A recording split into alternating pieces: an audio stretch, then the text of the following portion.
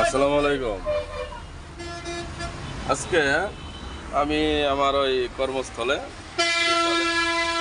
আমার গাড়িটা নিয়ে বসে আছি স্ট্যান্ডে।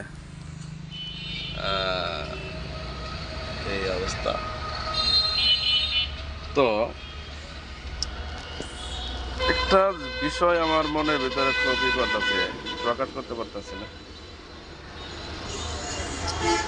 আমার জীবনে সবচাইতে দুর্বল জায়গা হলো আমি মানুষকে সবচাইতে সহজেই বিশ্বাস করে ফেলি, খুব তাড়াতাড়ি বিশ্বাস করে ফেলি,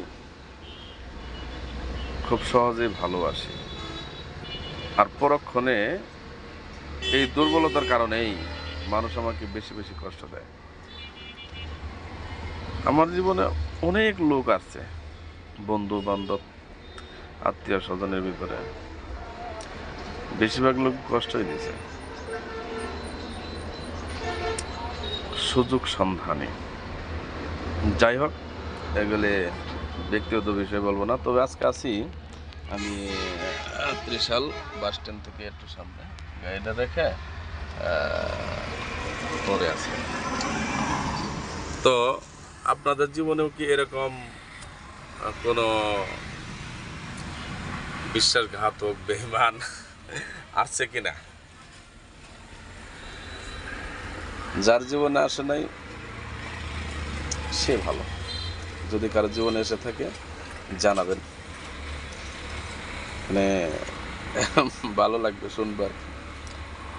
যাই হোক, মানুষ এত বেঈমান কেন দুনিয়ার মানুষ?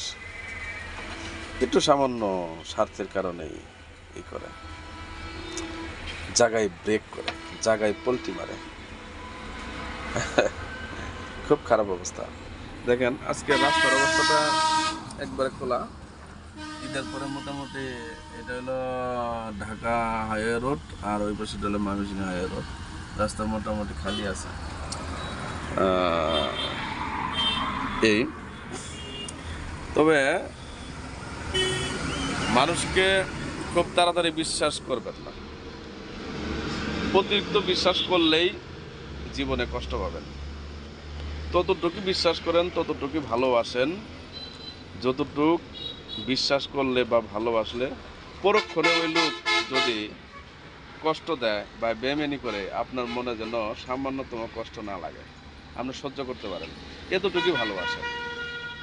মানে অতিরিক্ত ভালোবাসার দরকার নাই। অতিরিক্ত মানুষকে মহব্বত করা, অতিরিক্ত মানুষকে আপন করা, এগুলো